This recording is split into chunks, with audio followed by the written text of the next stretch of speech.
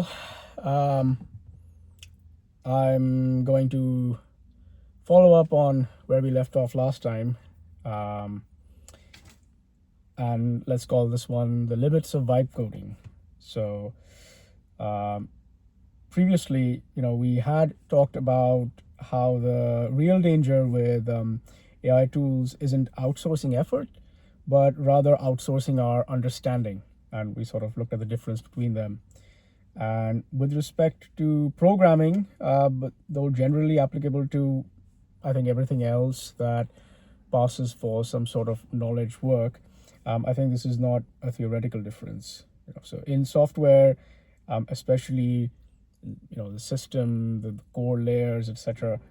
If you don't understand the system, reality doesn't debate you. Sort of, it just things just break, and often this happens at the worst possible time.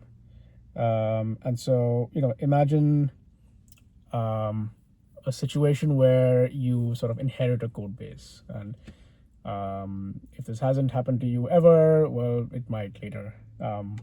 But, in that situation, perhaps you can relate to this if this has happened to you. The code might still build, the tests may still pass, but people might still be hesitant to touch it. And so in that situation, why do you think people are afraid? Because the sort of a quote unquote theory of the system is missing, and what you have are sort of these artifacts that are really more of a fossil record of how people once thought about what this should do. And to borrow a phrase from Peter Knorr, the idea here is of programming as theory building.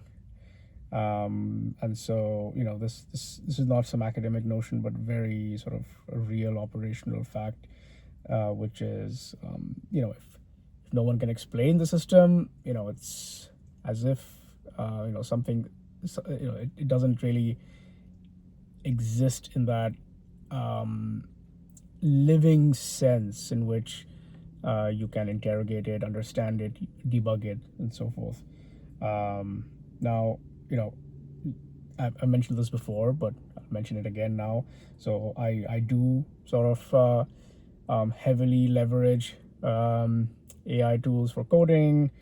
I know I've been able to make prototypes, services, apps, and a lot of that last year.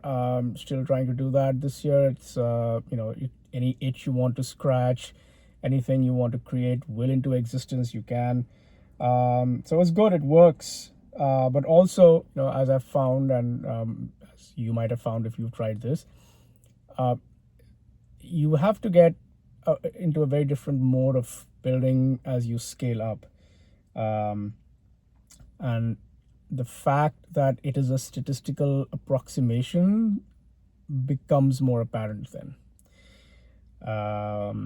And so in that mode of building, you're not really reasoning about the system very well. You're as you generate things, you're taking your intent and you're sampling things that have worked, or things that have usually worked. And this is usually good enough, but there are going to be edge cases that come up, especially as the scope of what you're building becomes larger. And then in those real edge cases, you will need some form of engineering to solve problems that come up.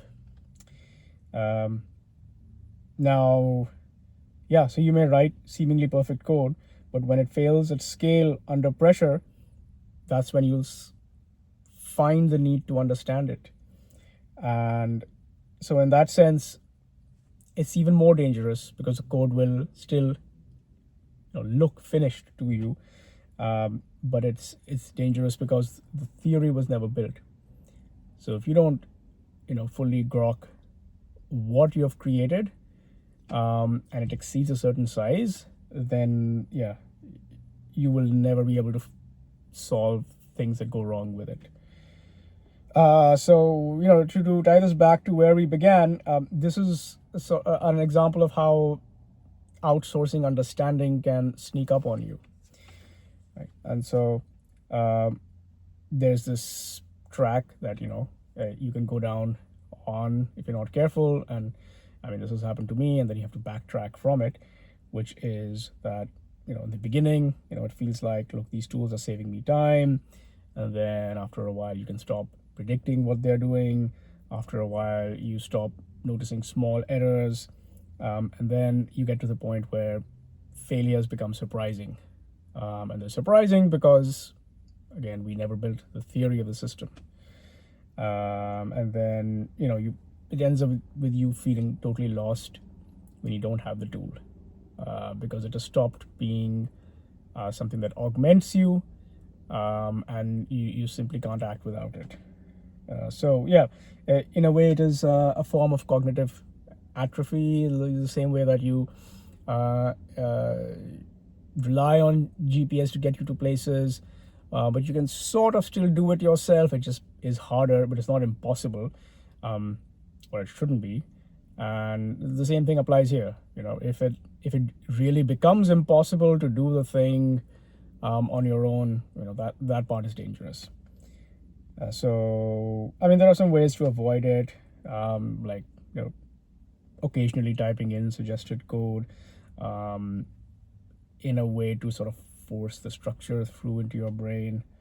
There are a few other equivalent versions of that. But here's a way to tell the difference between whether you have adequately built enough theory about it, which is how afraid you are to make any changes to it on your own. If you are reluctant to even make small, let's say, string replacements and so forth, then that's a clear sign. And because if you had built enough of a theory of the system, even a fractal theory of the system, which is usually good enough at this scale, then you'd be able to identify portions that you can reason about or extract or rewrite and so forth. But if you're just worried about getting the prompt right, then you are, let's call it, being held hostage to the vibe. So yeah, let's wrap this. Basically, AI doesn't kill programming, whatever that means. But it does bring into question when and how any real software engineering ever happens. So the parts of work that needed this will continue to need it, but the parts where people were perhaps faking it all along, with just busy work and boilerplate, those are likely going to be replaced. And so sort of the role of the human brain has not really changed much, but there were large parts where you were sort of getting away without using your brain much, and the penalty for that is probably stronger now. Yeah, that's all I had. Let's pick on something else next time, and stay tuned.